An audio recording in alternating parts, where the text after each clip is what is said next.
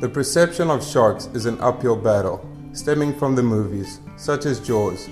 They have been instilling fear within the general public since the 1970s. Though shark attacks are extremely rare, through these movies, the perception of these apex predators still carry a negative connotation today. Mosselbaai, situated in the Western Cape of South Africa, is known to be an active place for viewing white sharks. Juvenile white sharks are drawn to these waters due to its densely populated Cape Fur seal colony and its temperate waters. Locals in Mosselbaai, who have spent their lives in and around the water, speak about these sharks and their relationship with them.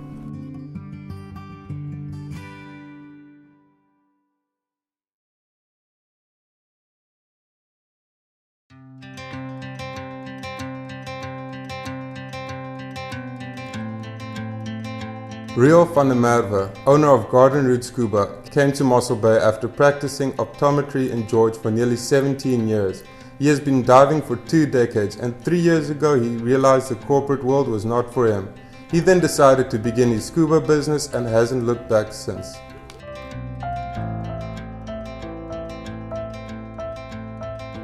Having a dive center and taking people scuba diving, snorkeling or out on an ocean safari, the ocean is where the sharks live. We go into their territory, so we obviously need to respect them. There's this inherent fear of sharks that we work with our clients, educate them. I think that's the most important, but educating people that they're not these vicious killers that we make them out to be. So we do interact with them. We've had dives up in Umkomaas in Durban, where you wait until there's 10 or 20 oceanic black tips around you before you actually go into the water to go and interact with them. Obviously you need to understand their behavior, and as with anything, always respect them and just keep in mind that you're entering their territory and they're not invading yours. Like I said, I think the most important thing is just to educate them. We need to get them off this mindset that all sharks are these vicious killers that you see in the movie Jaws. I think that's that's where it all started. I've had people do a half-day Discover scuba diving course with me. We did the classroom session, we did the pool training. When it got to the part where we're going to do the ocean dives, he actually asked me, "Is there sharks in the ocean?" And yeah, there is. Nothing to worry about. The sharks that we'll encounter on this dive would have been little pajama sharks, shy sharks, that sort of thing. And I almost couldn't believe that this guy, he refused to go into the ocean because there's sharks in the ocean. You end up showing him video clips and photos of us interacting with them, diving with sharks. And 9 out of 10 times you get to change that mindset, and they'll be comfortable going into the ocean. Once or twice you just can't get it right. To be honest, myself, before I started diving, I had this Jaws fear of sharks as well. Why would I go in there? That's I'm going to be eaten. And there really was a turning point at one stage when you see that first raggy and you realize that he's not out to get you. And when you want to get a nice GoPro footage of it, you've actually got to swim towards it and it'll back away from you. So it's just that whole mindset change that you need to go through to be comfortable with sharks and diving with them. You go out and you row in your kayak. Sharks are curious. They'll come around and they'll come and see what's in their territory and maybe give you a little bump. And straight away, that goes on GoPro footage. It goes viral worldwide on YouTube as a shark attack. And people that doesn't know, that's not educated, they're just hearing about all these shark attacks instead of a shark encounter.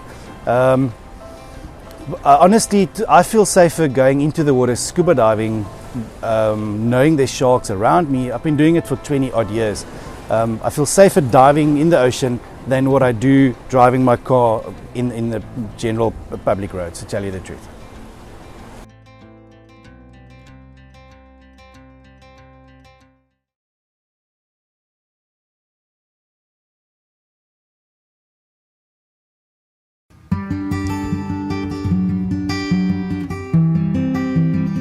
Local surfer Andries Matthijssen came to Mosselbaai in 1998 through the private business sector.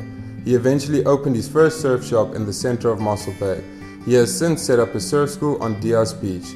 Here, he has found his passion as a teacher of surfing and instilling the brilliance of the ocean in others. I've got the deepest and the utmost respect for the ocean. I understand the ocean a little bit more now than what I did or thought I did 5 years ago, being in the ocean for over 40 years surfing. But the last 5 years spending my days here at Diaz Beach, I got a big respect for the ocean, for its energy, for its change, daily, hourly, sometimes minutes, how it changes. It's calm, then it gets very dangerous.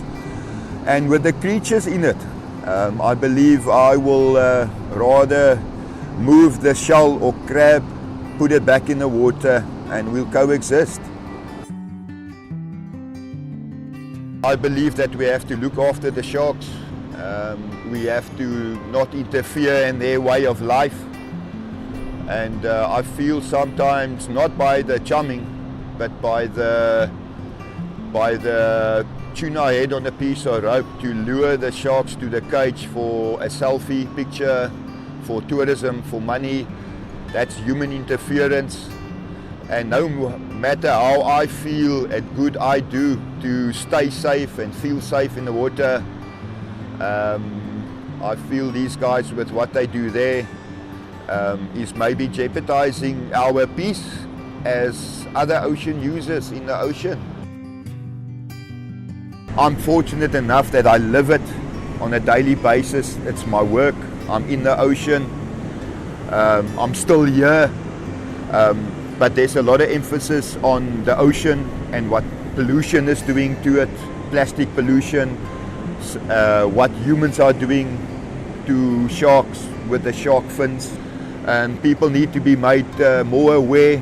People need to stand up about that, how we need to protect our oceans. And sharks, you know, they are also the ocean's cleaners. They need to be there. Without them, imagine, you know, it's like a lake going dead. It starts rotting, it starts stinking.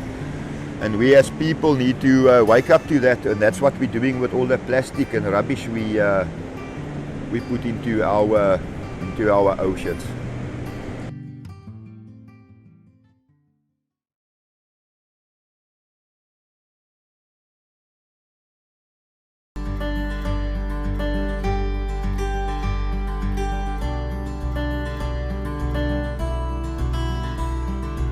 Elton Polly has lived in Mosselbaai for more than 15 years. He has been diving in these waters for 10 years and now owns Go Dive Mosselbaai, a local dive company.